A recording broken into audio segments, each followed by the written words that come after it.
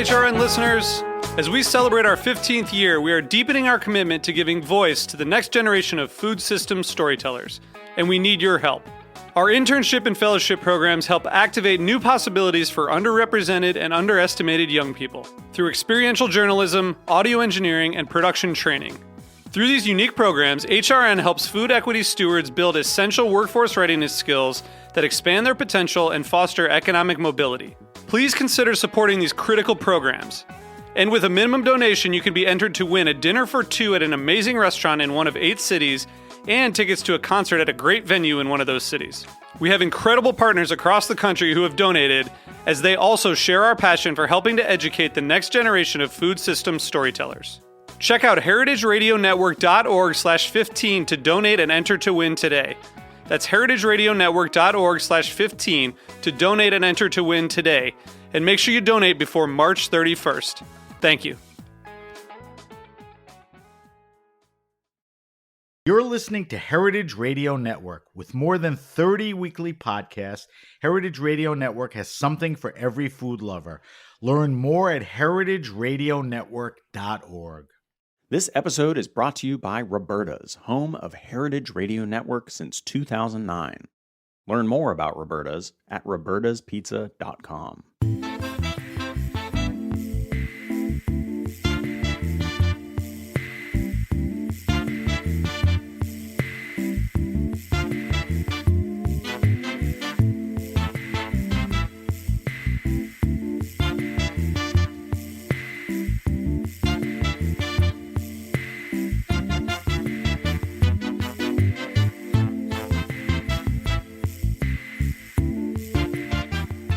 Welcome to the Grape Nation, your weekly wine journey. Our guests are Raj Vaidya and Daniel Johns.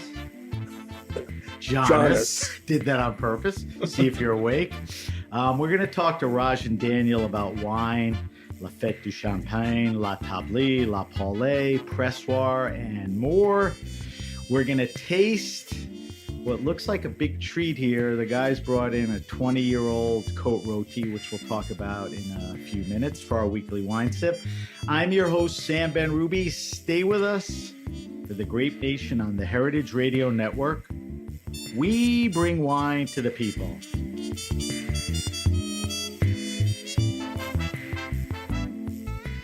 Daniel Jonas is a true wine hero. He spent 4 decades in wine and hospitality with Daniel Boulud and Drew Niperon at New York's finest restaurants. A true Francophile, Daniel has shared and promoted his love of French wine with all of us. He has received 2 Chevalier Medals of Merit from the French government and is also a James Beard Award winner. At the Grape Nation, we like to say, we bring wine to the people. Well, Daniel has become the greatest example of that by way of his wine fetes or festivals, La Paulée, La Fête du Champagne, La Table, his Pressoir wine experiences, and also as an importer. Jersey born, Bombay raised, Singapore, all of those. Who knows, all over the place. Raj Vaidya's love of Burgundy, Champagne, and Rhone wines eventually brought him together with Daniel Johns. No coincidence. Raj is a highly accomplished sommelier and the director of operations for Pressoir. Before Pressoir, Raj worked at the finest wine restaurants in the country, including even New Jersey, the Ryland Inn, Crew, Gary Danko, and ran the wine program for a dozen years with Daniel Boulud. Raj and Daniel are gearing up for La Fête du Champagne, October 25th through the 28th in New York City, and correct me if I'm wrong, November 3rd and 4th in Houston? That's correct. Okay, so October 25th, I think, is today, so we got to get going. All right, guys, welcome back to the Grape Nation. It's great to have you here. I'm excited to have both of you. I just want to warn people that because Daniel is in the thick of things, he's going to run out a little early, and Raj is going to hang with me. We're talking to Raj and Dan at the Heritage Radio Network studios in Bushwick, Brooklyn, at Roberta's Pizza, of which we had a little delicious before we got the show started. So if you hear any burping or anything, that's from the bee sting. All right, before we talk about the upcoming events, which timing-wise is really why, I asked you guys to come here, I want to tap into your wine expertise, specifically about Champagne, Burgundy, and Rhone too. So let's start with Champagne and Burgundy. Both are classic wine growing regions, and I would say have gone through a lot of change in the last few decades. Climate change is now an issue. Generational change is right in front of us. The grower movement in Champagne, is there. So let me start with generational shifts and new wineries. In addition to new wineries and winemakers, um, are you seeing that shift as a significant thing in both regions? Well, we're still here, everybody. Yeah. Just want to remind you, Sam, you've done your homework. Thank you for that wonderful introduction for both of us. That was great. To answer your question, I'm going to say yes, but I want to throw you off your program. Please do. I want to throw you off a little bit, your schedule of topics to talk about, because I want to start by saying how proud I am to be working with Raj for the last several years, came on board, and also for the rest of our team. We have an amazing organization with the festivals and Pressoir. Pressoir handles restaurant consulting and seller consultation for collectors, and we have a lot going on. We have an amazing organization. I'm really proud to be working with such talented people. Some of them live in Boston and in France and Beaune and even New Jersey. And it's really great to be surrounded by such talented and passionate people. So I want to start out by saying I that. think after, we're done talking, anyone who's attended the events or anyone who listens to this podcast and understands what you're doing realizes it does take an organization, and it's nice of you. And I know how important Raj is and Edward and, a handful of people, and then everyone else that works with you. It's nice for you to say that, because there's a lot of moving parts here, so it's thank you for saying that. Anything else to that point? Well, I mean, we, as I said, we really cover the world of wine, French wine. We're all Francophiles, and that starts with me having lived in France and really developed my palate for French wine. But we touch on all topics, French related, French wine related. And I have to say that what's really important to us is the culinary angle to what we do also, because we love food, we love chefs who love wine, and we can't really appreciate the greatness of wine without great food. So we take it very seriously. Wine is at its best. Well, it shows the wine in its best light, and it shows the food in its best light also. Right. And I started my career wanting to be a chef. I gave up on that early on. That wasn't my path. But I just want to tip my hat to all the chefs who love wine and who collaborate with us. It's really important. Yeah, I like that. And at your events, the level of chefs is off the charts. Raj, Daniel has declared himself a Francophile. Is it fair to say early on that was you too, or are you a little more all over the place in a good I think way? it's fairly safe to say. Early in my career, I had, of course, broader interests, as anyone does, young and interested in wine. It's such a big world to try and become familiar with, let alone try and approach mastery. But I started out loving wines from Germany and Champagne very early, and so I think it's safe to say Francophilia was already running rampant. And I fell in love with Burgundy very early. Daniel had already been promoting it for more than a couple of decades by the time I was old enough to start buying and selling those Talk wines. about generations. Yeah. Well, you started young, and so did I. So at lunch we were talking about, I want to talk to you about, tell my people how they could find values in Burgundy and, new regions. And, it was clear that you were there before there was any issue about accessibility or unreasonable pricing, and now we're here at a point where, one of the functions of these festivals is to be able to access and, taste all these things at a reasonable price. Well, it's twofold. The access to be able to taste the producers that have become harder to access, harder to taste, harder to meet with, but also to promote the region as a whole. Right. Daniel, I don't know when you first started including in the program of La Paulée the sort of petite wines of Burgundy by way of the off-grid tasting. Yeah. But that's long been one of my favorite tastings, where we assemble about 100 wines that are exactly those discovery areas. Not the Vosne Romanée, but the Haute Côte, not Chassagne Montrachet, but the Chalonnais. So really bringing those wines to the people. At one point, we used to say, that Saint-Aubin was like a discovery area. Now it's mainstream. It's really good. But now you're talking about even far beyond the Haute Côte and Côte de Dijon. And I want to talk to you about that, but I want to follow up on two things. Is there a noticeable generational change? Like, you've been in and out of Burgundy, walking the vines with people. Is that change very noticeable? Has it been gradual? Has that time come?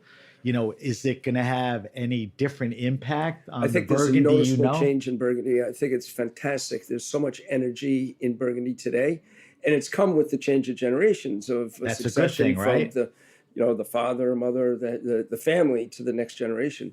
And the next generation is traveling. They're friends with people in other regions. They're very, very interested in the climate change and how to deal with that in their vineyards, whether it be organic, biodynamic, regenerative, all kinds of attention. And I find it an extremely dynamic region today. Is there still room for, besides somebody taking over generationally, have you seen new wineries? Yeah. And winemakers pop up that, impress Absolutely. you? That falls under the category you just said, where they're more thoughtful farming practices, making good wines. The new wineries have to find a way to do it because the land is so expensive. They cannot buy land in the main vineyard area of Burgundy, the Côte d'Or, and the mainstream appellation, Chambon, Musigny, Vosne Romanée, Gevrey. But they find ways to do it. Either they have to find an investor, or they go into the Haute Côte or regions that are less expensive, more affordable. And there's some fantastic, and working with different grape varieties that weren't as popular, such as Aligoté. Today, Aligoté is hot. So Aligoté, you would find a little outside of the Cru vineyards of Burgundy. Is it north, south? Well, historically, Corton was planted to Aligoté. It was? So it was a more lauded and appreciated variety historically. Fell a little bit out of favor, and generally Chardonnay would take a higher price. So those places which were planted to white were often grafted over or planted over to Chardonnay post-phylloxera. But today, I think it's twofold. First, the interest in wines that have freshness and brightness. Aligoté naturally has higher acidity, so expresses higher acidity appeals. in that region. But also because there's a general interest in value, and in general, most Aligoté, outside of a handful that are extremely expensive, tend to be is the value. grape. Yes, Aligoté is a grape. Yeah. Talk to me, about characteristics, and in that climate and in those soils, it's suited well. Right. Well, generally, I just drink Montrachet and Chevalier Montrachet, but Okay. I guess I'm the Aligoté drinker at the Should table. I kick him out early? Just kidding. Come on. Hey, listen, remember we went to Le Soleil in Sevigny? Yes. And Lola served us that Aligoté from Ami. Yes, I do remember. And I was like, I'm not really sure. And we ended up drinking 2 bottles of it. It was Well, so you drank a delicious. bottle and a half. I had a glass, and then when I reached for a second glass, So- which was out of the second bottle, it was all gone. So When yeah, you talk about Aligoté, not every Burgundy maker is making Aligoté. No. There are certain people that are specializing it. Is like one of them, Sylvain I Petit. can give you a bit of a primer on it. So Aligoté still generally planted outside of the main village premier cru areas of All the the Côte d'Or. famous names. So you'll typically see it in the Haute Côte. You'll see it in the flatlands on the other side of the Route Nationale. So the lower rent areas, so to speak, by no means cheap anymore, but still. Historically, that was because they were less important places. So aligoté did fine there because you could only sell aligoté for so much. Today, it's kind of interesting because the combination of the naturally more acid-driven palate of an aligoté with the cooler climate in the Haute Côte at the top well. of the hill is very refreshing and appealing and compelling to modern palates, I think. And also when compared with these warm vintages and global warming and the effects it's had on the region, the freshness of aligoté has become more compelling, I think, for I'd like to consumers. add also that it was a grape variety that was overproduced, and it was considered very thin and acidic, and that's where the cure came from, right? To put a little creme de cassis in there to make it palatable. But in fact, there are some very old vine aligoté that, when they're treated properly and reasonable yields, make a very compelling wine. That's not an uncommon story in wine. There were regions where the grape is pretty good, the vines were great, and they just made crappy commodity wines, whether it was Orvieto or, some of these other places. What about, so do I make you uncomfortable if I say, give me a couple of good aligoté producers? I will stay away from that if that's the I case. think that's easy. Daniel, you mentioned Ami. This is a Spell? small winery, AMI, as in France. Okay. We got turned onto it at one of our favorite restaurants, which is in Savigny-les-Beaunes, owned by the Bees family. And as Daniel said, it was so delicious that it disappeared quickly. It's imported here in the U.S. and Zevro Vine Selections, your neighbor here in Bushwick, right around the corner, brings it in, and the wines are spectacular and they're a great value. You mentioned Sylvain Bataille, who's kind of the to some degree the master or the historic master of bringing it to the forefront, especially in appellation status. He makes a number of single vineyard wines that are aligoté that I think are spectacular and still very well priced for the quality of the wine and the overall quality of Burgundy. Yeah. I would point out Pierre Moret. Anne Moret is making a wine that I bought absolutely every year. I seeked it out amongst the other fancy appellations that are sold. I'd get an allocation of wines from, Meursault, Batard, Montrachet, and I'd say, can I please have 2 cases of aligoté at least? That's cool. Because it aged really well. It's great that he mentions Moret because they're known for their Meursault and their Batard, Montrachet, but then aligoté, so-called lesser grape variety, is fantastic. And then others like... Chanteurie make Michel great Lafarge. wine? I mean, Michel Lafarge. Lafarge they make a great aligoté and other great wine. D'Angeville. I mean, a lot of people have aligoté planted and make it. And you mentioned Chantreuve. Chantreuve is following in the footsteps of Bataille. Again, this is a great example of an answer to the question you had about new wineries and new winemakers. This domain is relatively new, and they've had to start out with what they could get their hands on. They don't have massive funding. They can't buy Chassagne or Meursault, and so they're making a series of single vineyard aligotés that are absolutely delicious. And really so I want to say a couple of things because I'm going to have to leave. Answer this question first, okay, and see if it works. In when you're talking about aligoté being good value and some of the new winemakers, and it grows well there.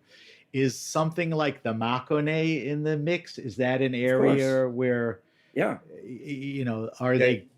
Aligotés planted all over that region, but also the Chardonnays from Mâcon and Chalaonnais are absolutely. Are you going to find values in the Mâconnais that you may not find? Absolutely. Okay, absolutely. So aligoté from the Mâconnais, other wines from the Mâconnais. Before you answer, but what I want to say, go ahead. What I want to say is that what we do at our festivals and at pressoir events and everything, we actively seek out some of these lesser known regions to provide good value, young producers who are making great wine. Because the big names that we all love and look for as much as we can, sometimes they're out of reach in the pocketbook, but also you can't find them. And we think that it's important to promote the next generation, the young producers, the lesser known appellations. At all of our festivals, we have sections of the program dedicated to that. Right. And we feel it's really important. You do have events that are accessible in price, and some of these have 20, 30, 50 different, winemakers or options, which is terrific. I got to let you go in 1 second, but we do a thing. We have 2 minutes. You got to taste the wine. Oh, yeah. Start pouring it. So we do a thing called the wine list. Every week I've done it, almost 300 times. I ask my guests 5 questions. You don't have time for 5 questions. But Raj, I'm going to do the full thing with you and we'll compare it to your last one. Okay. So the question I'm going to ask you of the 5 is your favorite all-time wine. When I asked that question, you were the perfect guy because you were in the business. You were around collectors. You were around expensive wines. So what was like the most expensive rare ball and wine you ever had? I don't give a crap about that answer anymore. The answer I care about is what is that wine today that you look back that had the most impact on you, that was a gateway, that changed the way you thought, that still resonates with you? Is there a wine or two that you can remember, either when you were a kid or maybe 5 months ago? There are a lot of wines, but when I was just getting into it, and what really opened my eyes, my palate to it, was a Rhone wine. It was a 1976 La Mouline from Guigal. And I went into a shop and I was looking for a bottle of wine to bring to a Thanksgiving dinner. And person recommended it and said, it's a little pricey, but maybe you'd like to try it. It was 76 La Mouline for $30. Okay. I said, yeah, well, I know it's a little pricey, but I'm going to go for it. And you know what? It worked really well with the turkey. When was this? Oh, you still remember that? Daniel, it was around 1984. So it's like less than 10 years old. It's like 82, 83. But that's the point of the question. That wine you still remember, and it just was a memorable. And then more recently, the wine that is, look, Raj and I and the people we work with are like incredibly passionate, always discovering. 1937 Romani Conti, not too long ago. That one was good. Wow. That was good. It was still on that note holding up. All right. So wait, quickly on your exit, just tell me what we're drinking. I always ask my guests to bring in a wine that's representative of what they're doing. You're doing the La Table Rhone Festival. You brought in a 20-year-old Côte Rôtie. Quickly tell me about the vintage year, the producer, and Côte Rôtie. Well, 03 was hot everywhere, but this is from a producer, Cluzel Rock. The only certified organic producer, although maybe there's another certified producer of organic. It's the oldest, and now there's a couple. But in Côte Rôtie, lovely family in Varennes up on the northern part. And this is a cuvée called the Grand Place. Grand Place is one of their larger holdings, very high altitude up on the plateau. It always makes a well-structured wine. Raj and I opened this earlier just to test it, especially from a hot vintage like this. Always has some tannins, but it's drinking beautifully today. It is great. Absolutely love it. And it's a small producer. They started out when I met them, 3.5 hectares. And now the son is, Guillaume, is running the domain. I think he's up to like 12 hectares. I've met him at your La Table. And he's going to be here in a few short weeks. All right. So that was Daniel Jonas. We have to let Daniel go because he's a very busy guy. Raj is going to stay with us. Thank you, Daniel. I hope to see you this weekend. Good luck with everything. Raj and I are going to talk about the remainder of the events. Thank you for coming in. You're listening to The Grape Nation on the Heritage Radio Network. We're going to take a quick break and come back with Raj Vaidya. This episode is brought to you by Roberta's, home of Heritage Radio Network. Roberta's was founded in Bushwick in 2008 and has become one of the most iconic restaurants in the country. HRN made its home inside of Roberta's in 2009, and together they have become part of the DIY fabric of the neighborhood. Roberta's is open for lunch and dinners 7 days a week and serves much more than just the famous wood-fired pizzas. Their team dreams up new salads, pastas, and sandwiches on the regular. Roberta's Tiki Bar is alive and well in the back garden, serving up frozen drinks in the summer and hot toddies in the winter. Stop by the bakery and takeout spot next door for fresh breads, sticky buns, and pizzas to go. But Roberta's also extends beyond Bushwick, with multiple locations in New York City, Long Island, and Los Angeles. You can also find their frozen pies in grocery stores around the country. The spirit of Roberta's, like Heritage Radio Network, is everywhere. Here's to many more years of pizza-powered radio. Learn more about Roberta's at robertaspizza.com. Okay, we're back. We just said goodbye to Daniel Jonas. Daniel's on his way to get things going for La Fête du Champagne. I'm here with Raj Vaidya. Raj, before we get into the festivals, I want to ask you a few more things about wine.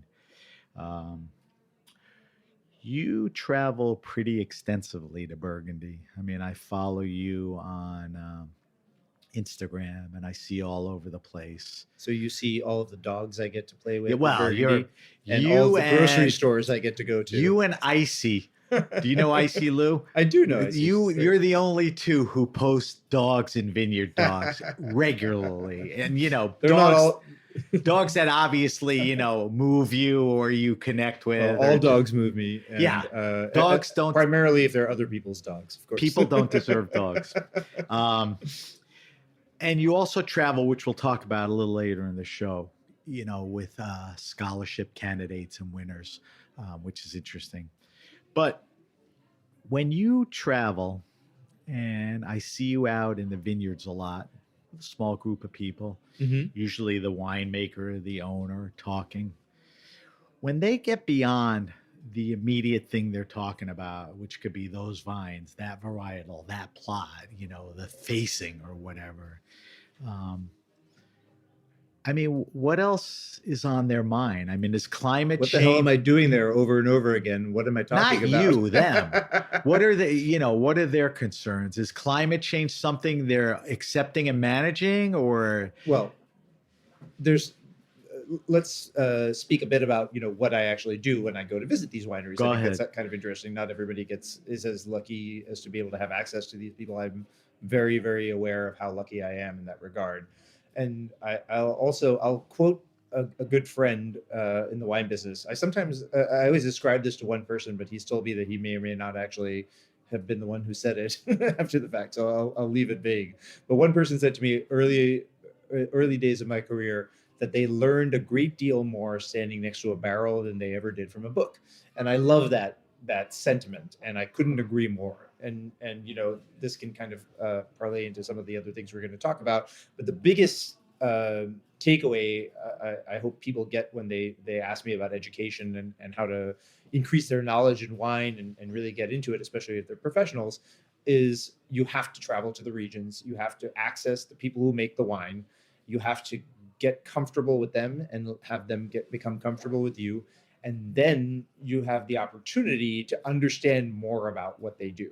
And that doesn't translate to, people ask me if I take notes when I go to these tastings. I almost never do. If I'm going to a winery for the first time, I might write down a handful of notes just to keep my memory jogged, what some of the techniques are, what their regimens are in terms of farming, etc. But for the most part, I try and engage in a conversation. And I'm genuinely interested in what they have to say, and I'm listening and paying attention, oftentimes listening intently and trying to translate it myself because my French isn't very good. And Not like Daniel's. Daniel's fluent, I'm not. And frankly, he was a bit of a handicap to me for many years because I traveled with him. I never learned because he would translate for me. Back and I've forth since in French, gotten yeah. a little bit better. But what I take away from that is more important information than, for example, how much new oak people use or what the function of this additive might be or whether they add anything at all, temperature, yield, whole cluster or not. I do ask those questions because it's interesting, but it usually is interesting because it leads into a further conversation on their big picture ideas about what winemaking is. And that can be very informative in terms of the style of the wine that you're going to get, how those wines are going to evolve. Now, you and I have both been drinking wine for a fairly good amount of time. And I'm about 20 years plus into the business, which means that the youngest vintage that I've ever tasted from the time it was in barrel to today is probably vintages from the early 2000s when I first started visiting winery. And we're drinking a 2003 Côte Rôtie. I didn't taste this in barrel. The first time I visited Clouseau was much later. But if I had tasted it in barrel and I'm tasting it today, and I've tasted it a number of times throughout my career since then, having bought and sold many cases of it in all of the restaurants, it's still so young. 20 years is not really that long a time in the world of wine. So gaining this information from the winemakers, from the horse's mouth, so to speak, teaches me about what are they worried about? What are they thinking about when they made this wine? What are they thinking about the wine in retrospect? How did decisions that they made at that time affect the way they've made decisions in further vintages? And what do they think about all that now? Seeing the evolution of people's ideas around the wines that they make, if they make it, is very interesting. It's not unlike, I think, asking an artist what they're shooting for when they produce something in visual arts. But the beauty is it's actually comprehensible because it's pretty simple and technical. It isn't art; it's craft, Right. to a great extent. So that's what I'm doing. What I'm asking them can vary immensely. I was recently in a winery in Oregon, and I noticed that there was music playing. And I asked the winemaker, "Well, is there always music playing?" He said, "Yeah, absolutely." Is it for the vines? No, this was in the winery. cellar, in Okay. fact, and the wine was already in barrel. And he just said, there's no way that the vibrations don't have an effect on the wine, so I just always play music. That teaches me about the way that the guy approaches everything. It wasn't the season for farming; they were basically waiting for harvest at the time. But I from his inclinations about music in the cellar, there's a lot you can gain in terms of understanding the big picture. He's thinking a little So differently. that's a lot of where I'm going in terms of the kind of questions that I ask, in terms of understanding the holistic approach of what people are doing in the wineries. Do you get a chance year in, year out to visit the same people? Yes, and absolutely. you're talking to them about what we just discussed. And I would think year to year it changes by vintage alone and the challenges of that. Absolutely. Or And so what else? Evolution, trying new things, or that's absolutely true, especially true in the Rhone and Burgundy, where year in and year out, if I'm going to the same producers, the biggest reason I'm doing that is because in our work as sommeliers, and at this point, Daniel and I are more as consultants to restaurants and to private clients, it's super important for me to be up to speed with the wines, especially the hard to reach wines. The top end producers in all of the regions, it's very rare to be able to taste the wines once they're finished before someone buys them. And so I have access to that. It's important for me to get a sense of them so I can advise the restaurants and the collectors on how to purchase, how to utilize their resources for their best gain. And also, it's not untrue of Champagne, but the fact is, when I visit Champagne, I'm less tasting for the opportunity to understand what to buy, as I'm looking for a data point on the same wines when I'm going back over and over again, so I can see how the evolution works. why is that more important? It's important in Burgundy also, but It is, but you're focusing more in Champagne. I'm focusing on that in Champagne, but aside from that, Champagne is such a complex universe rather than a wine. Explain a little why. I will. I'll get into it. So, Champagne might be the most complex enterprise in the wine business, in the wine world of all. And I always say Champagne truly represents the best value anyone can imagine in terms of just the energy and the human energy that goes into it. What goes into it? Right. Yeah. So with the still wine from a place like Burgundy, I was just there at the harvest. You get the sense that these vines were planted at a certain point, maybe 40, 50, 100 years ago. Farming has to happen every year for this to continue to produce. But then given that season, there's a certain amount of work in the vineyard throughout the season. There's the work of harvest, of, de-stemming, crushing, pressing, barreling down, et cetera, until the wine goes into its quiet stage and goes through its evolution in barrel, gets bottled. You taste it a couple times. It needs to age more in the bottle before it's drinkable. That sounds pretty complex. Now think about Champagne. When you have to do all of that, but in addition to that, you have to do it with very, very strict rules around the yield and the press.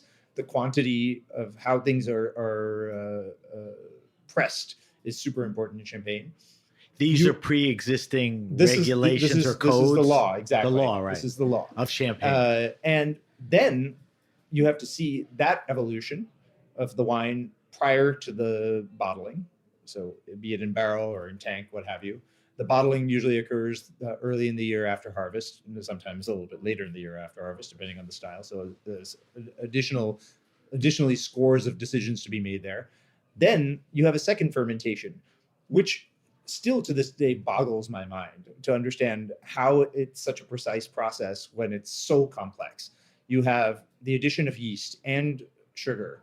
You have the production of the CO2 in the bottle as the alcohol content goes up exactly the right amount or a very specific amount. You have the kind of closure that goes on top of this wine before it's completed. Then you have the finishing of the bottle, disgorgement, dosage or not, topping up the bottle, how to bring it to market. Champagne, in terms of the energy and work that goes into it, is so much more mind-boggling than anything else in the wine world. And when you think about it in those terms, and you look at a $60 to $65 bottle of champagne, not an inexpensive bottle of wine for anybody. I mean, it's a lot of money, $60. But if you're buying a non-vintage or a multi-vintage wine from a good producer, usually you can find something in the $60 range. That represents tremendous value in my eyes for a delicious wine that's A, pretty much ready to drink, although it'll age very well.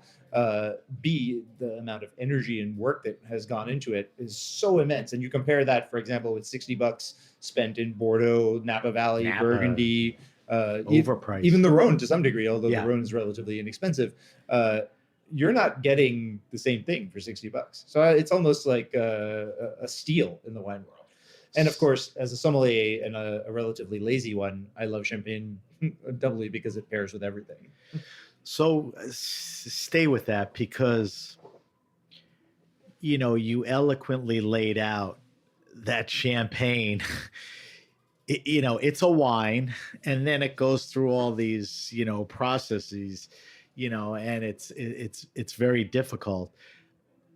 The problem that I've seen, and I've also seen it change, and I want you to talk, about this, is it's been boxed as a celebratory wine. If it's lucky, it's been boxed as a celebratory wine. Often it's just right. like a celebration, but not so thought of as much wine now, at all. but Yeah. 80s, 90s, it was a club wine. Mhm. I mean, certain bottles were like these status things. It didn't matter, what you said, how it was made or the maker. It was just, a cool thing. People don't think about it for food. Yeah, champagne is broken out of that. You asked a question earlier specific to Burgundy about, young or new producers and the change of generation.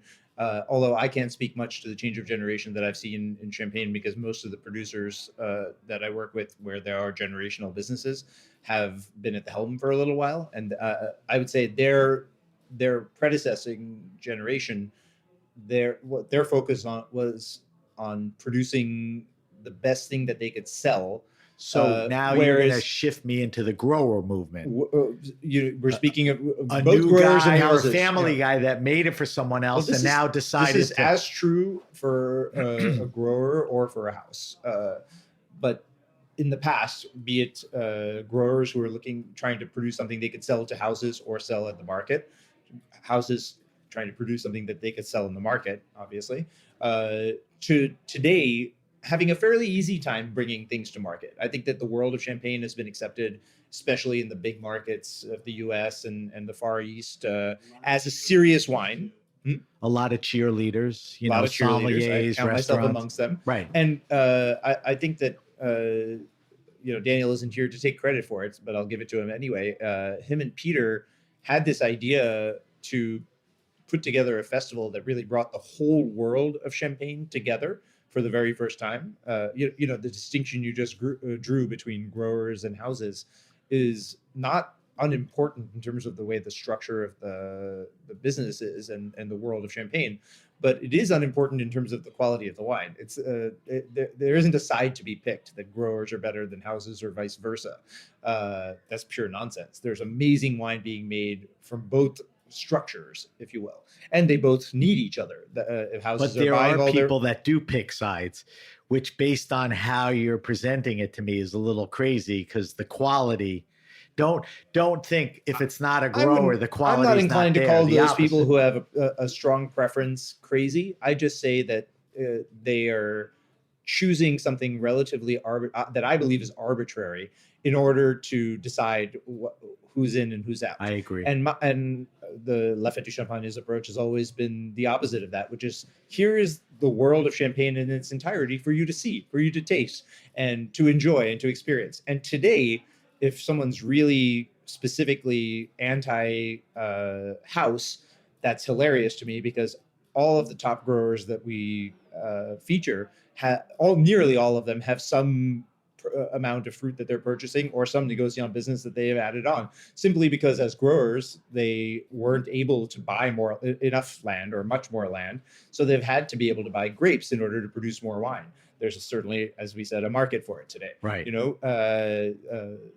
Producers like Raphael Baresh has a negociant line of wines and a domain line of wines. So and continues to grow, and the wines are all great. Good segue. Help me with this, because always when I have somebody like you, so I guess Baresh checks that box. If people are looking for interesting and quality champagnes, but are looking for the value, I mean, are there certain things they're going to look for? Non-vintage, maybe. I mean, where do we go? And then bring me to a producer or two. Like I said, we'll put Baresh up there. He's making great quality to value in that range. Spectacular. And he's Spectacular. He's a dear friend. I'm a big fan. I recognize that, but I loved the wines before I got to love the person even. Okay, well, if you want to have an approach to finding value, number one is taste as much wine as possible, because very often, just because it's not expensive doesn't mean it's not good. And the inverse is definitely true. Just because it's expensive doesn't mean that it is good. Don't ignore small houses, because oftentimes their non-vintage wine, because of the structure of their business, is able to offer pretty interesting complexity on account of a lot of reserve wine, which brings, roundness, complexity, texture. Whereas it's harder for either a grower, especially a young grower, young company, to produce something with that same mouthfeel, that same right character of aged champagne. And here I'm speaking of the non-vintage, right. Call it the main bottling or the cheapest bottling. That's one thing to pay attention to and approach. What's a good example? Amongst producers, I think, or growers that work specific to certain terroir, you should learn about what you like. Champagne's a big region. When wine is being made in a very small part of Champagne, it's still Champagne, but it has something that's unique in terms of expression. So if you get to know certain growers who make wine in specific villages and you know that you like them, look for other growers in that village. So stylistically, well, but don't just it's hunt for style, hunt for region. That's exactly. What about Place, varietal? terroir. I mean, there's Blanc de Blanc, which people don't even know. That's just an all, Chardonnay. There's Pinot Meunier, Pinot Noir. I mean, there's you space have on to, my table for each of those styles of wine.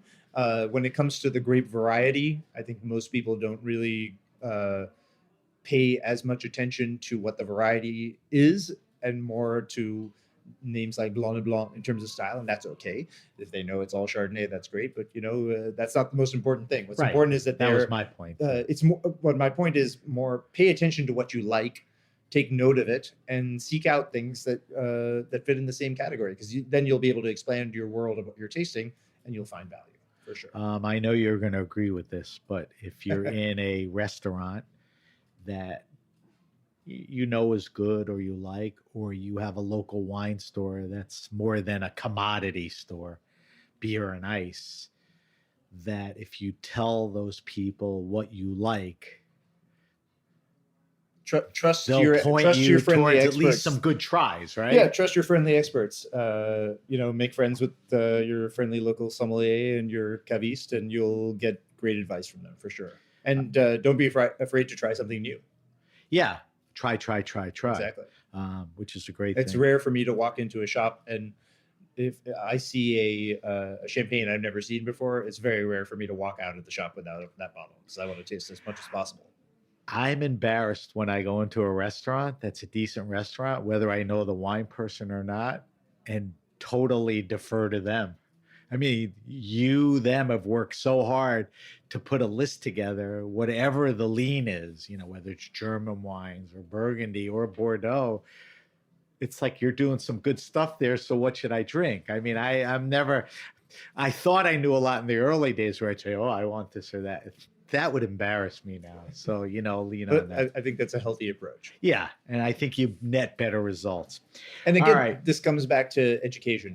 The consumer has to educate themselves. The professionals have to be educated to But you have to this. be inquisitive, and Yeah. you want to, and you're going to have to try things, and you'll stumble on some stuff. But boy, when you hit it, you're drinking some good stuff.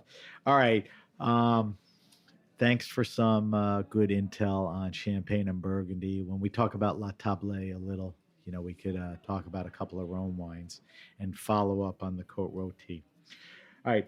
So let's get into the wine festivals. I think you spend a lot of time on these. I do. Getting we there, do doing as a them. team. When So- I say so you, I mean we, everyone. you introduced them, but let me clarify the four sort of, shall we call them, platforms that you mentioned. So La Fête du Champagne, which launches today, is our champagne festival, a celebration of the entire region, founded by Peter Liam, who's the world's foremost champagne expert, and a dear friend, and Daniel Jonas. And so next year we'll celebrate the 10th anniversary of La Fête Oh, du wow. Champagne, which is very exciting. I mean, all of them are exciting. And it's really grown from being, a bit of a niche festival where we had to convince people that champagne was a serious wine to some degree, to something that Well, we discussed that before. It Yeah. was either celebratory It's- or in the back.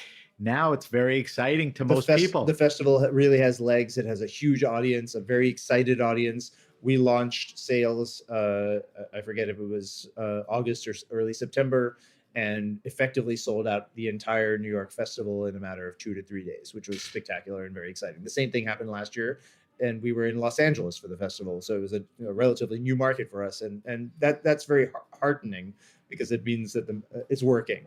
And one of the other things I absolutely love about La Fête is the way that it really brings the region together and brings it forward in a unified sense. There were several, leaders of houses that when they first would come to La Fête, they wouldn't shake a grower's hand, and now they vacation with them. So things have changed over funny. the years, and everyone good really gets anecdote. along. Everyone has a great time. No, of course I'm not going to tell you who. I didn't ask. La Table, which is coming up at the end of November, beginning of December, is our Rhone Festival. So this is a festival that Daniel first launched in 2019. So it's a relatively young festival for us. It's still finding its legs to some degree, but has continued to grow and is a lot of fun. The producers from the Rhone Valley, I think, really appreciate a spotlight being shown upon them. And we're excited about them too, because I think that, similar to Champagne in terms of the quality of the wines, and similar to Burgundy in terms of the structure of the small producers and tiny holdings, there's a lot of character, there's a lot of history, there's a lot of terroir to be spoken about in both the North and South. And I love to be able to talk about them and bring them to the forefront. They're incredible food wines. They're especially great, as we get Totally into the colder different months, these varietally wines- than Yeah, Burgundy. exactly. Just the whole. Yes, but there's some similitude in culture, which is why it makes sense I didn't for us say to work. culture. No, but yeah, yes, absolutely. Yes, the wines yes, are yes. different, and that's why it works. So we're excited about that. That will launch, as I said, next month, at the end of next month and the beginning of December. For La Table, nothing's on sale yet, right? Everything's on sale. Oh, it is. Yeah, the absolutely. website is up with yes, the sir. current and schedule. I'll run through all of the websites. Okay. I'm sure you can put them also Yeah. on your site afterwards. La Palais was the original festival that Daniel started. Next year will be, not next year, excuse me, in 2025 will be the 25th anniversary. Wow. Which is very exciting. That is exciting. And obviously this is the festival that kind of built the structure for all the rest of them, and also built a great deal of the following that Daniel's enjoyed over the years. Burgundy is the focus there. No kidding. And I think that it's at this point, it kind of speaks for itself. That many people who come to the grand tasting say to me afterwards, they're like, this is the greatest tasting of that you could possibly have in the US, just because you have the producers that are really hard to get to. I mean, the Rhone is maybe the proprietors are a little less known. Champagne, they're perhaps a little more visible. In Burgundy, they're a little harder to get to because they make very little wine and they're Right. very high in demand. So I know that a lot of people really, really love that tasting. And you've been there a few times, and I know you're a fan as well. So It's just, a couple things. Answer this one quickly. Daniel was inspired when he was in Europe by like a Hospice de Beaune thing or something else. it wasn't the Hospice de Beaune. It's actually called La Palais. So Right, which is La more of a Palais gathering of. is every domain has what they call their Palais at the end of harvest, which is really a harvest celebration. in November, in Merceau, in the village of Merceau, there's a larger party, La Palais de Merceau, which is actually it's in like 3 weeks, the week of Thanksgiving this year. And so that was founded and sort of kicked off by the Lafon family back in the 20s. Wow. And today, it's a luncheon on a Monday where producers from the village, wine growers, winemakers, merchants, all get invited. They invite their friends. They bring bottles from their cellar, and everyone shares with each other. Our event for La Palais, which is modeled after that, but encompasses all of Burgundy, not just the village of Right. Merceau, is intentionally a place for sharing. And it's a big BYO dinner. We have great chefs, which they don't always have in Merceau. Usually the food is a little Right. bit more rudimentary there at the day of the Palais, and producers from all over Burgundy who bring wines from their cellars, and collectors from all over the U.S. and around the world who bring wines from their cellars, and everyone shares and has a grand old time. So that's a big part of our ethos, is bringing together not just an educational opportunity for consumers via the tastings or these very special moments with the small dinners that we do specific to certain domains, but also to have this sort of opportunity to have the winemakers and the collectors and consumers, enjoy wine together. So Last thing I want to talk about is pressoir, because Right. there's a little bit of I was confusion gonna around get to what that. pressoir is. Pressoir is effectively because- everything we do which isn't a wine festival. So we have programming that's ongoing throughout the year. We do small tastings. We call them apéro. We sometimes do small seminar-style classes. We do quite a few small dinners, and we really love that intimate setting where we actually rent out private spaces in restaurants in order to do this. So we work with a lot of the top chefs in town, and we love to bring the business to them as well, where we'll do wines on a theme very often, where we've sourced the wines directly from the domains. And that's true for champagnes, burgundies, rhônes. We've done a few Piedmont dinners. We've done stuff with wines from regional France, the Loire. So a bit of a wider palette there. Pressoir is also year round. year Pretty round, much. exactly, exactly that, right? And we also use that platform to house all of our consulting activities. So we consult for a series of restaurant groups, helping them fine tune their business from a wine perspective. And hopefully increase their business from a wine perspective. And we also do some consulting work, a little bit on the corporate side, and some personal consulting to help people build their cellars and things like that. So that's what pressoir is. Where Chase. does the there's education in that. Let's talk about cause. I mean, you do scholarships and stuff. Is that through individual events or through pressoir or a little So of that everything? is actually a separate entity now. So a little background on the Sommelier Scholarship Fund, which it was Daniel's idea. And when he started this initiative, really, it was supported by producers in Burgundy first, only Burgundy, where the wines would be donated or sold by domains via auction, via our auction partner. And proceeds from that would partially go to the domain and partially go to fund a trip to Burgundy for wine professionals who have never had that opportunity.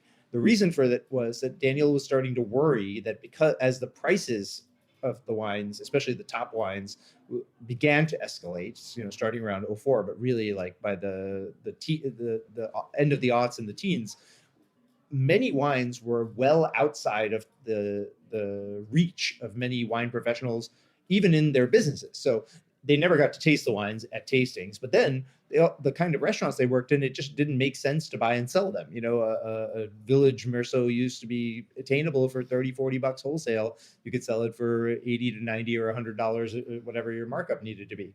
That became obsolete. Now village wines cost $100+ a wholesale often.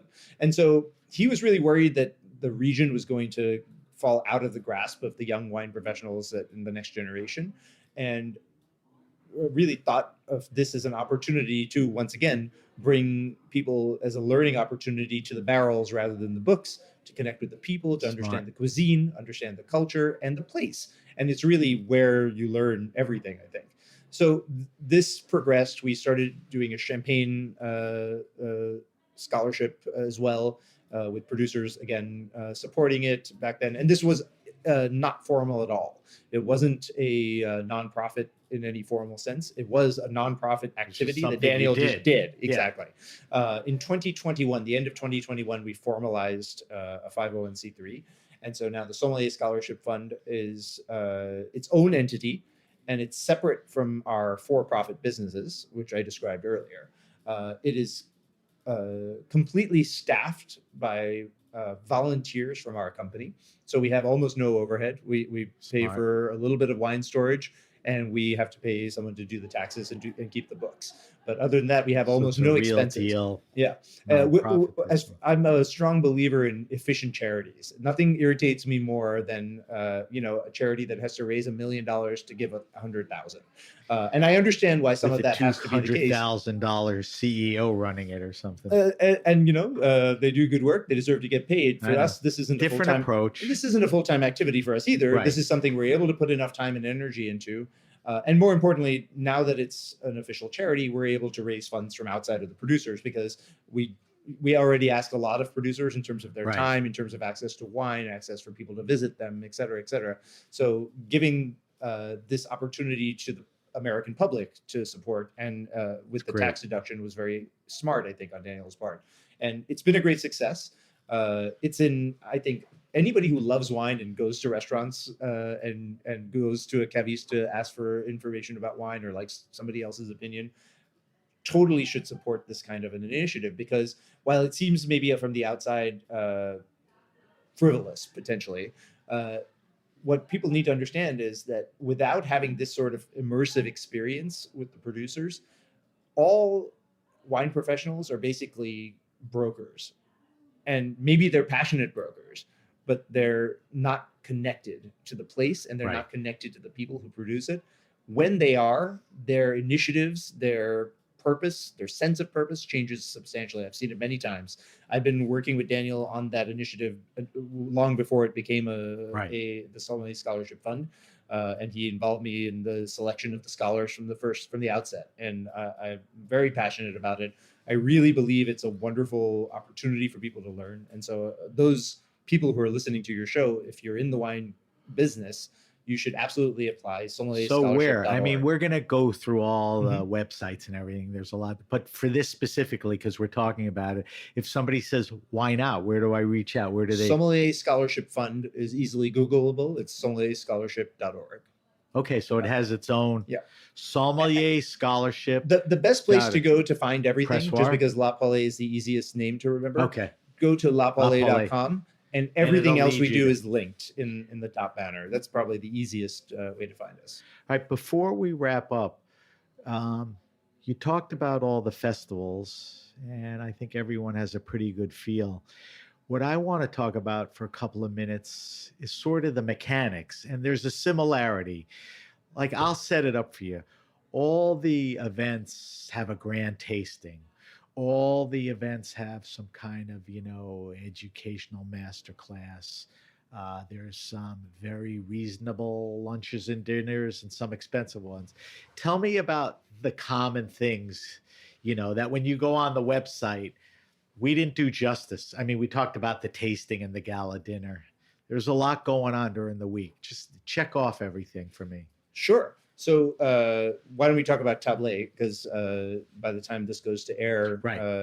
I already have a few people. But Tablet's formula follows in a It's way. very similar. We're Go trying ahead. something a little bit different this year, because after all, the region isn't the same and the feeling doesn't have to be the same. But we're going to do a series of small dinners and lunches during La Tablet. We're doing one dinner, which is not a collaboration with a producer, because sadly said producer is passed. But we acquired a selection of wines from Manny Burke of the Rare Wine Company's collection, and he's going to attend, and he's very passionate about these wines from Noël Verset from Cornas. So that'll be it's a very fancy occasion and not an inexpensive dinner, but these wines are very rare now, and the sourcing super is unique and rare. super Yeah. special. Yeah.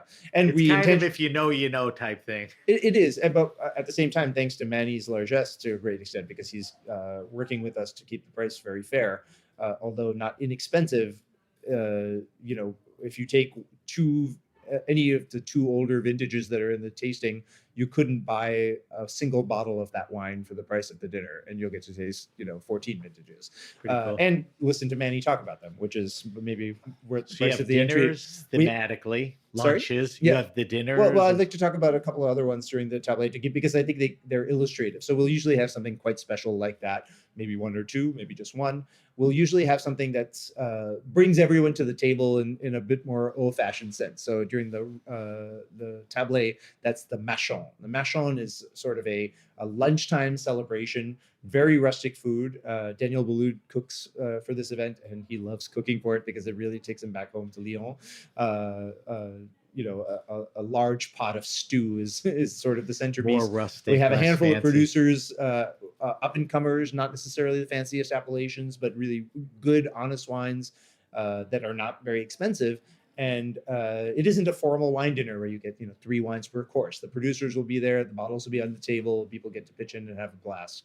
It's a really fun time, not expensive, and approaching wine in truly a Lyonnaise fashion, which is important because that's sort of the seat of the region in the north.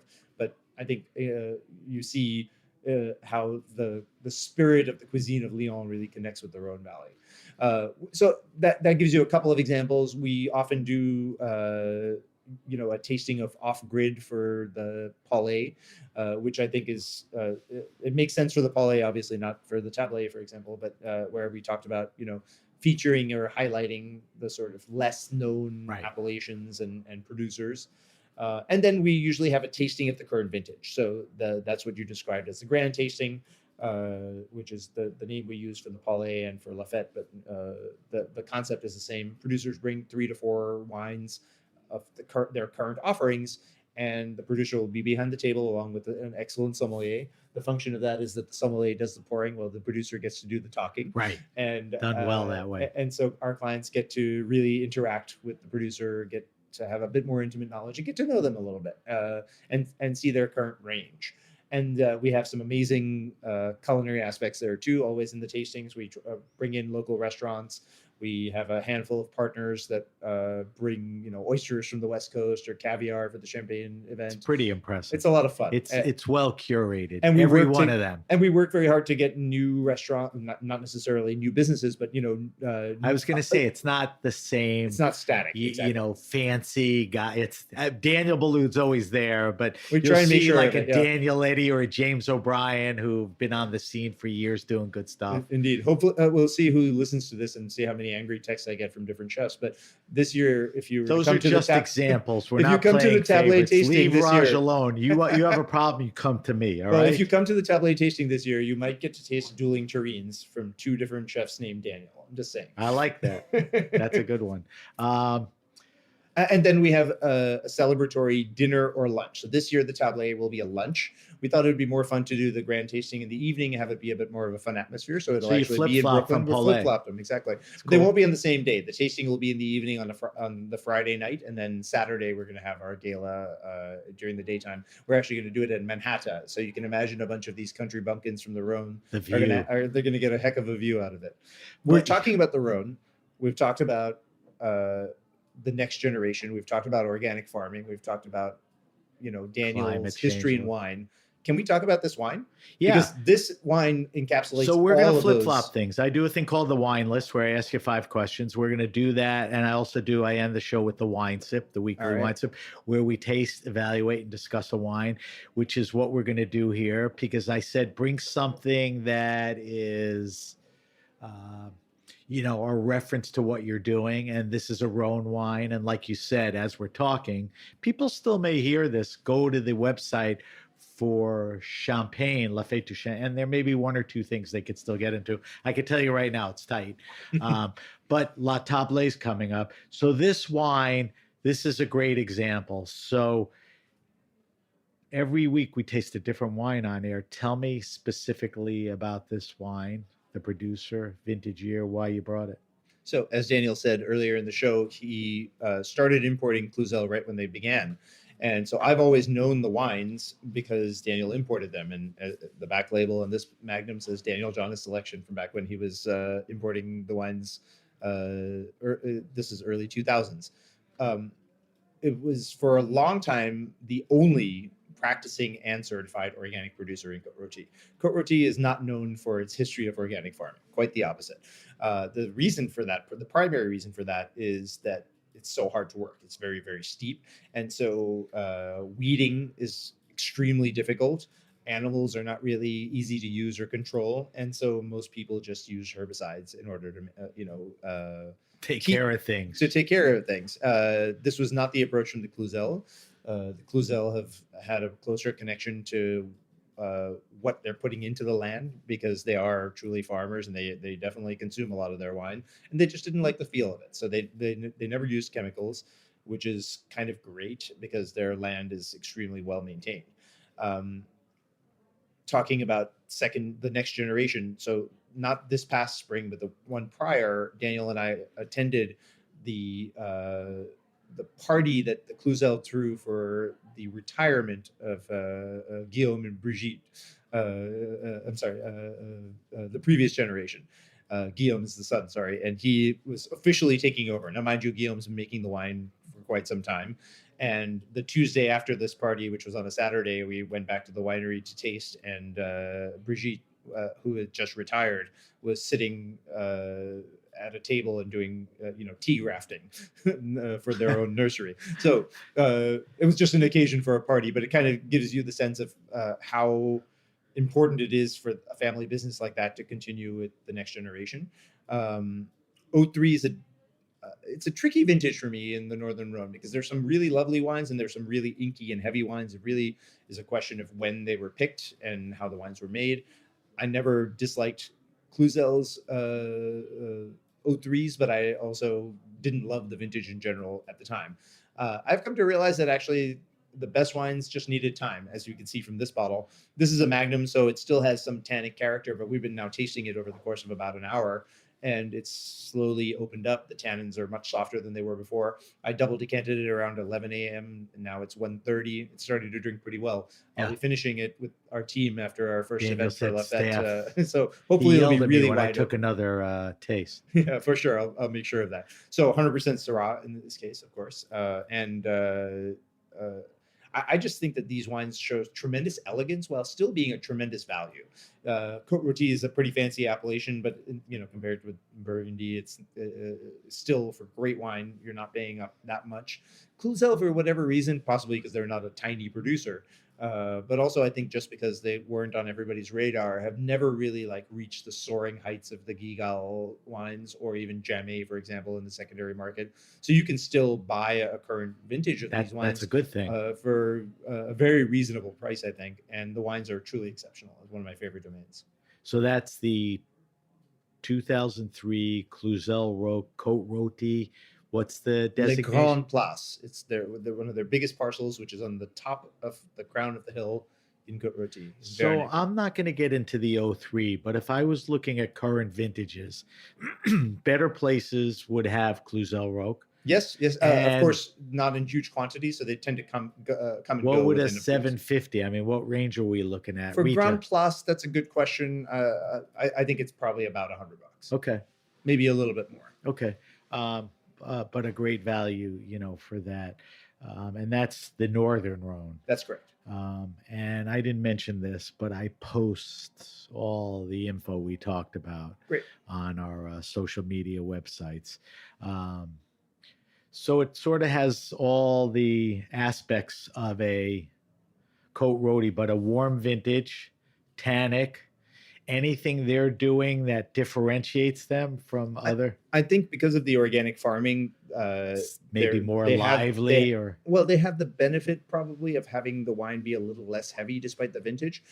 The problem with 03 was not just that it was hot, but that was so hot that the vegetal processes of the vine shut down eventually. So they stopped producing sugar and just went dormant because they were overheated. When you have organic farming at this level and cover crops, you also have better water retention, even despite the high elevation.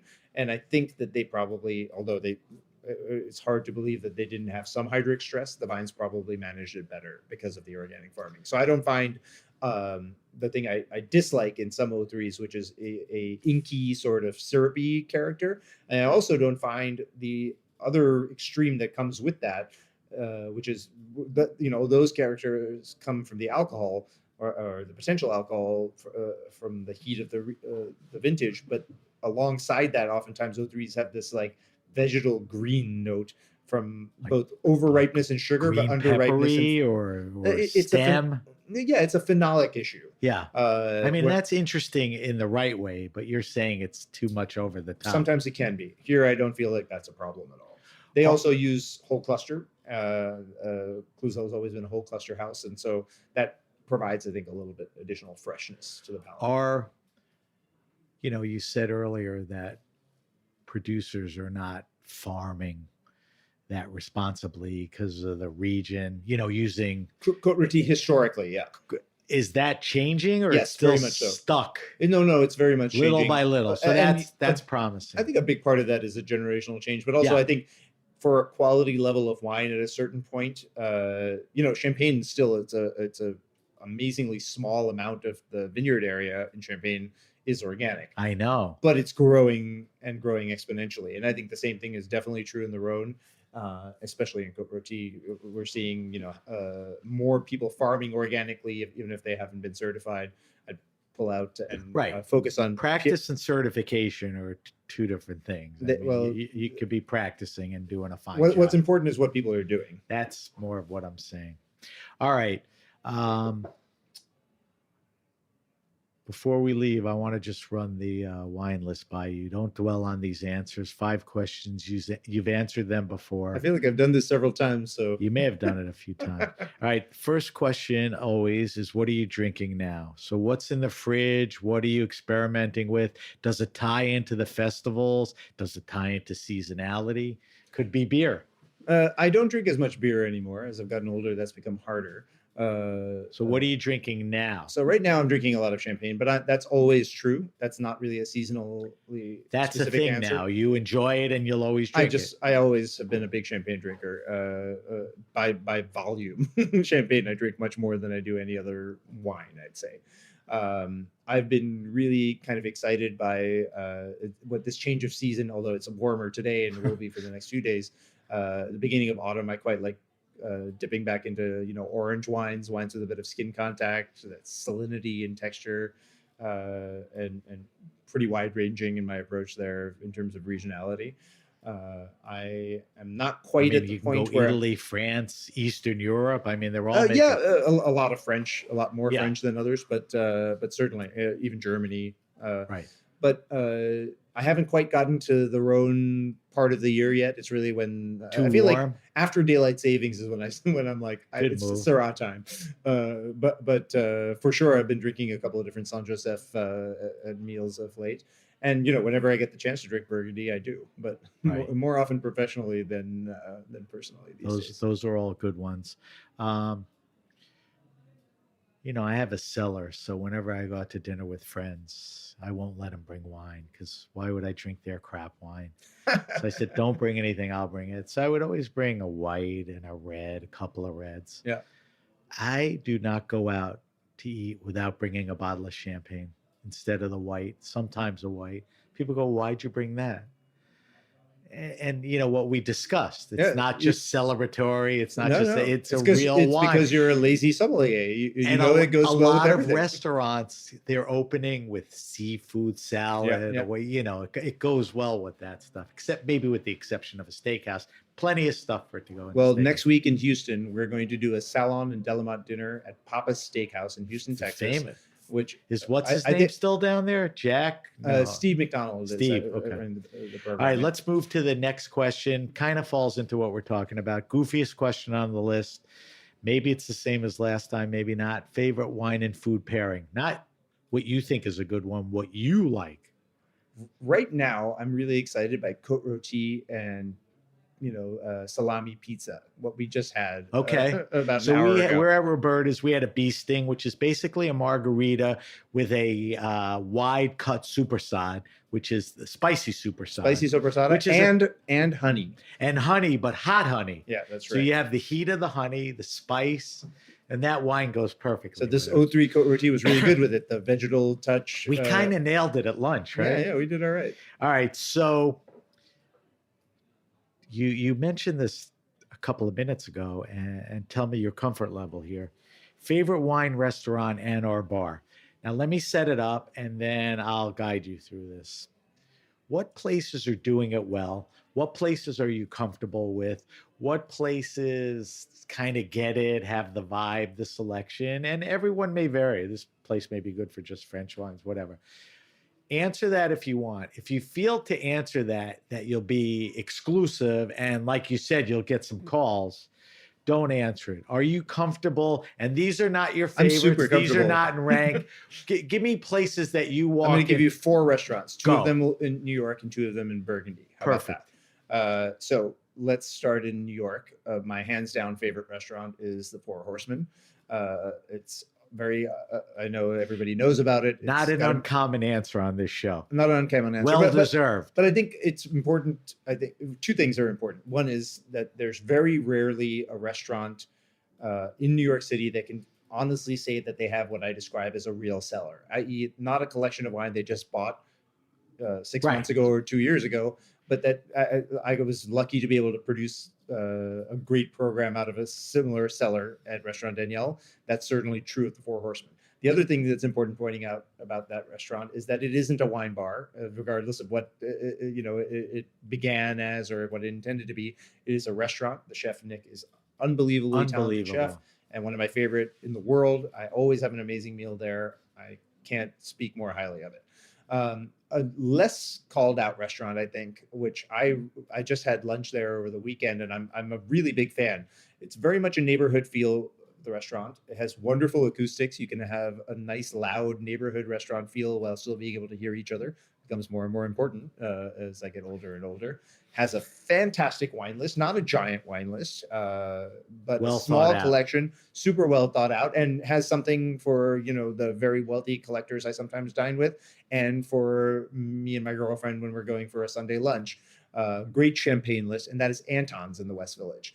Natalie is amazing. I don't think she's been spending too much time at the restaurant of late because Natalie and Nick just had their first child, Right. who I get to see in the Nick neighborhood. and We live in her the same husband. neighborhood, so I see them around from time to time. But nothing is lost by her temporary absence in that their staff is truly very personable and very warm. The food is delicious, and it's a restaurant that feels good. Every time I leave there, I feel great. So those are my 2 I'm New a York fan. answers.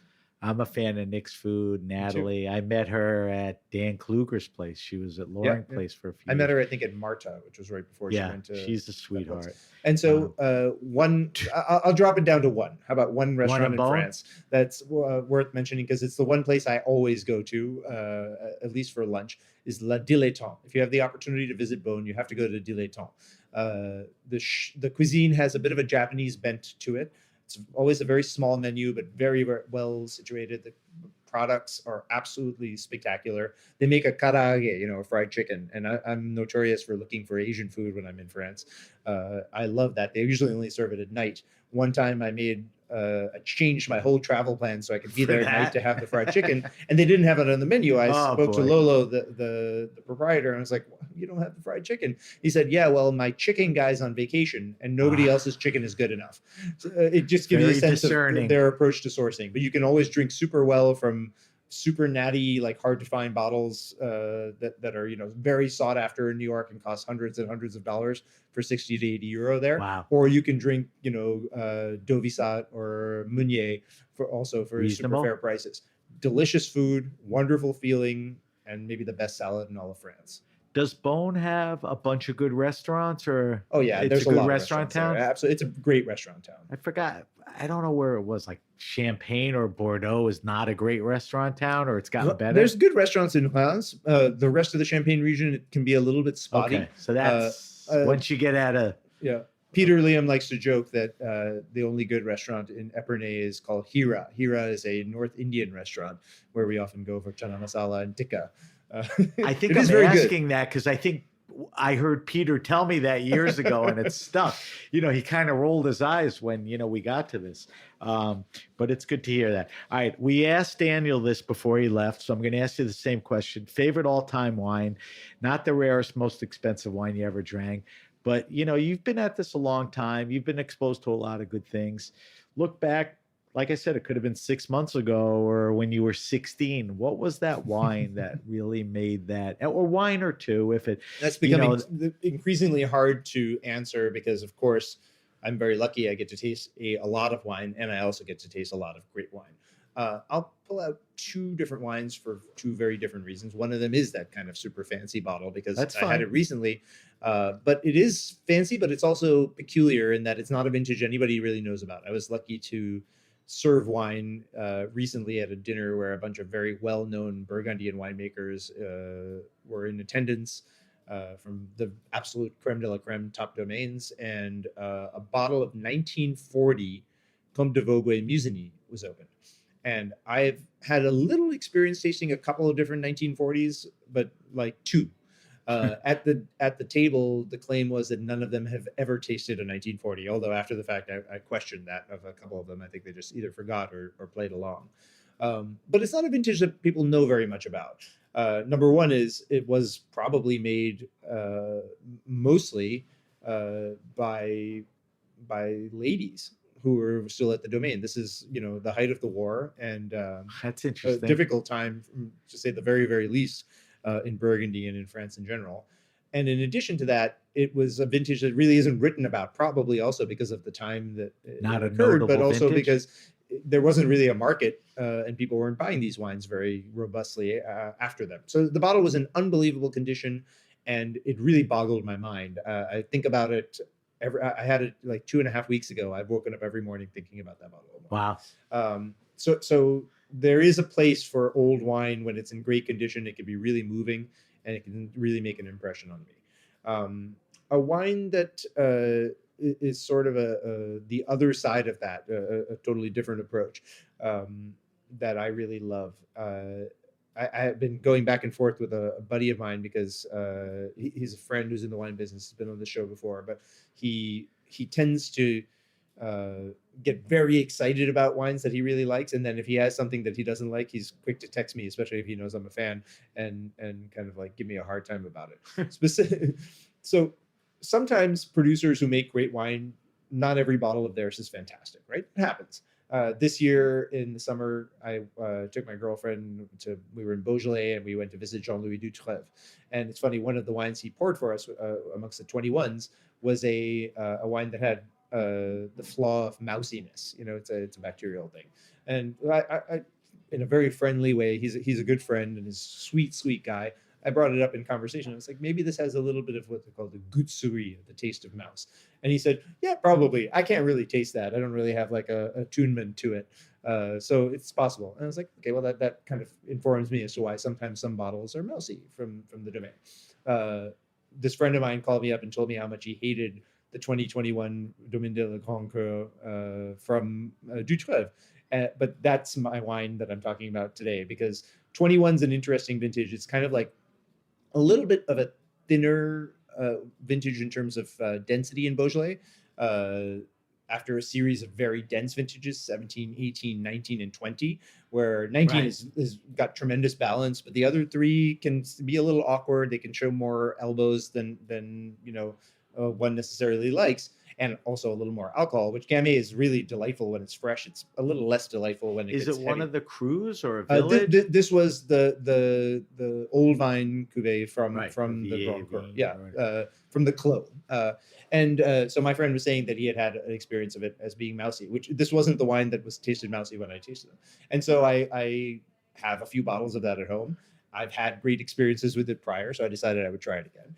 And I opened it. It was one of those rare occasions. I was entirely by myself. I'd taken the night off of work, obligations. I didn't have Still to have any drinking wine client when you're dinners. alone and have no My plan. girlfriend was busy being healthy. She went for a run instead and ate a salad. And I was like, you know what? I'm going to drink a bottle of Beaujolais by myself. This bottle of wine was gone in like 40 minutes. It was so By gluggable. myself. It was so delicious. There was no evidence of mouse. I'm not doubting my friend who tasted that, but it just like imprinted in my head that people can get hung up on specific things, but if they can just taste outside of that and just give it some time to evolve, maybe it would have blown off. I don't know. What was really imprinting itself in my mind the entire time I was drinking it was how it ran the gamut of, while having this delicacy and this lightness, it still had this juiciness, this juicy fruit that sat on top of that very light palate. Beaujolais and Gamay should have a little of that I juiciness. absolutely love it. I didn't mention that when I was saying what I'm drinking now, because I haven't been drinking as much Gamay Well, as like I probably said, should. I'm going to post that. And, people But get I'm a huge fan. Yeah. they get curious, and they're like, that sounds like a good story. I have to try it. All right, last question. You should be able to do this. You worked in restaurants. You consult. You serve a lot of wine. Recommend to me the best wine around 15, 20, 22 bucks. I recommend a red, recommend a white. You can go category. If you think Muscadet is just a great, you can go specific makers, Sicily. Give me your red pick. Give me your white pick. I always say my kids are in their late 20s, early 30s. They're not. I've been listening to your show long enough that your kids have just They're probably 50 now. like when this question first started, it was illegal. I'm pretty sure I we were know. contributing to the It's delinquency of funny you minors. say, I'm so redundant, but I need that setup. It's like you can't Sam, there- show up with a $50 wine if you're going. I feel like they've graduated to the $35 level personally. Well, you but I'll answer still it give any you way something you want. for 15. Give me a red and a white Recco that are great values to quality. Okay. I would like to try and not be repetitive, but I don't remember what I've answered. It's in the okay. past. You've heard me say Muscadet for sure. I think that taking it back to Chablis, it's a region that I forget can be so good sometimes. And at the village level, from a good producer who is farming well, you can find some tremendous value there. I think of the wine, the Terroir du Chablis from Beru, I think probably is a little higher than that. Again, I'm trying Spell to Beru. Beru. I'm trying to graduate Beru. your kids to the Okay. $35 level here. But Brocard comes to mind, Brocard. Right. And there's two labels there, No the H. Domaine Brocard or the Julien Brocard. Those kind of tend to fit in that price range. Tremendous values, very saline, delicious, salty wines. It's Chablis, not Chardonnay. Even though it is made from Chardonnay, it's really a wine of place, and I think it offers that complexity for value. So the difference between if someone asks you what's the difference between Chardonnay and Chablis, it's place. It's Chardonnay made in Chablis. Chardonnay is an and ingredient everything in Chablis. that affects If that. you think wine. about Chablis as the holistic thing, Chardonnay is one piece of it, but not the entirety. Yeah. All right, so that's. So I gave you a I red. back you up on that. Is red harder for you, or red is Well, to get in the price range? again, I'm going to try and keep myself from being repetitive. I feel certain I've mentioned the Loire, and if I haven't, I should. It doesn't have. matter. That's what you believe. I'm going to go with Saint Joseph. I'm coming back into Saint Joseph drinking season soon. I don't remember when the time changes, but as soon as it's dark by 5 o'clock, I'm going to be ready to drink some Syrah. So I think that if you look at the wines from Julien Session, the CECI 2 L's. CECILLON. Exactly. He'll be at wonderful La wi- Table. He will be at La Table. Okay. He's a tremendous guy, and he makes really delicious wine that's in tremendous value. Again, maybe pushing the high end of 25, going to 30. Does he make more than Saint Joseph? Yes, he does. He makes Cornas. He makes Gros Hermitage. He's a dynamic young guy. Him and his lovely wife Nancy are making really, really delicious wines in the Northern Rhone, and I think they're great values. All right, so we wound up with Chablis, and we wound up with Saint Joseph. Saint Joseph. Two terrific choices. As I mentioned, I will post as much specifics as you've given me. Let me do a quick wrap up, and then we're going to have to spend a few minutes on where everyone can get more information or access. So if you have a question, suggestion, wine happening, or event, hit me up at sam@thegrapenation.com. That's sam@thegrapenation.com. Subscribe to the Grape Nation podcast on Apple Podcasts, Stitcher, Spotify, Google Podcasts, which I heard is going away, or wherever you get your pods. Leave a review if you like the podcast. We would appreciate that. You can follow us on Instagram at @SBenRuby and on X @BenRuby. You could always reach us on both through the hashtag #TheGrapeNation. We are on Facebook, where I'm finding myself spending very little time on. I hate to say it, at the Grape Nation. Facebook still exists. Right. We'll post Raj's wine list and Daniel's wine that he mentioned, and the weekly wine sip, which was the 20-year-old Cote Roadie, on our social media sites. All right. So, Raj, how do we approach this? The question is to find out more information on everything. If there's somebody who says, screw it, I don't care if it's this weekend, where do I find out more about Le Fête du Champagne? I love Rhone wines. That's coming up. Where do I find out? The Paulet thing I went to once 5 years ago. These pressoir dinners, lay it out for me. Well, the beauty of the modern era is that you don't actually have to know anything. All you have to do is be able to Google, and you don't even have to spell it correctly usually to find us. That having been said, if you started any one of our web landing pages, pressoir.wine, pressoir.wine is a good place to start, because that gives you our ongoing programming, but also links you to our festivals and the upcoming. So singularly, that site will get you. Each of our websites gets you everywhere. access to the Okay, rest. Exactly. but start with Everything's linked. Pressoir. Yeah, we can start with that one. It's easy. Because the reason I would say start with Pressoir is there's stuff going on all the time. Exactly. You may get there and there's a cool themed dinner 2 weeks from the day you did it. And there are two. We're table and Yeah. all once In a fact, year. between La Fête du Champagne here in New York and after La Fête du Champagne in Houston next week, we'll be having two very cool dinners here in New York City, which you'll find on the Pressoir. Is Houston website. a new market for any of these? Absolutely, it's our first time doing La Fête there, and it's very exciting. Really, it's something we kind of put together last minute in some ways. But Did somebody kind of pull you? What? To some degree, yes. We were why are originally you doing it here? We were originally going to do a small pop-up after La Fête in a different market, but it was in collaboration with a partner, a resort, and it didn't work out. Kind of came apart. Even though we'd done a great deal of work to put together the roster and put the wines in play, because wine takes a while to get here. So as it started unraveling, I thought to myself, well, maybe we should do it somewhere else. And Daniel and I and the rest of the team started discussing options. I walked out of the office, kind of irritated after one of the calls that made it very clear that this was not going to move forward. And I was walking down the street past one of my other favorite restaurants, Frenchette, when the chef Aaron Bloodhorn, the ex-chef of Café Blud here in New York, who now has Bloodhorn and Navy Blue in Houston, Texas, walked out of the restaurant. And him and his operations director, Sharif, who I also worked with, good friends, former colleagues, we just had a grand old time, shooting it and chatting. And then it just struck me a little bit after that. I was like, what if we go to Houston? We've been trying to get, Daniel and the team did an event in Houston in the past around La Paulet, along with one of our partners, American Express.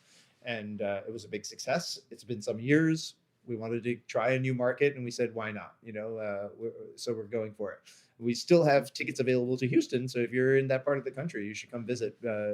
We're sold out here in New York, with the exception of one single ticket for our Bollinger Vieux Vin Français dinner this Friday. Which is one of the Otherwise, theme. We're pretty much completely sold out.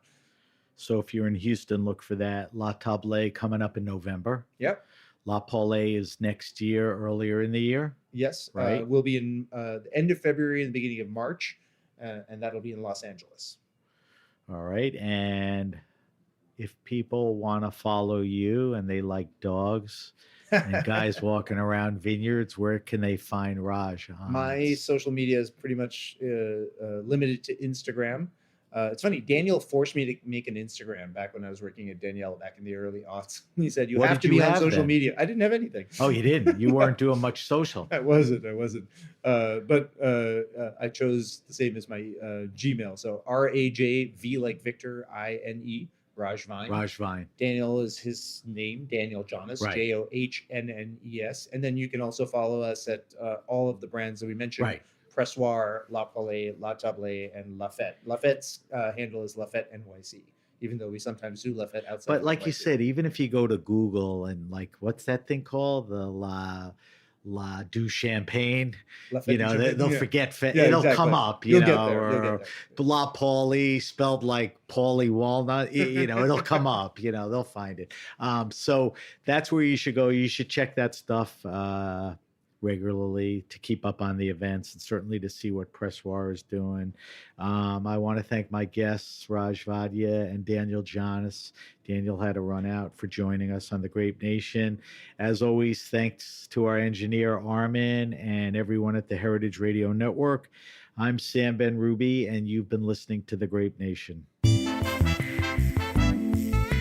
The Grape Nation is powered by Simplecast. Thanks for listening to Heritage Radio Network. Food radio supported by you. Keep in touch at heritageradionetwork.org/subscribe.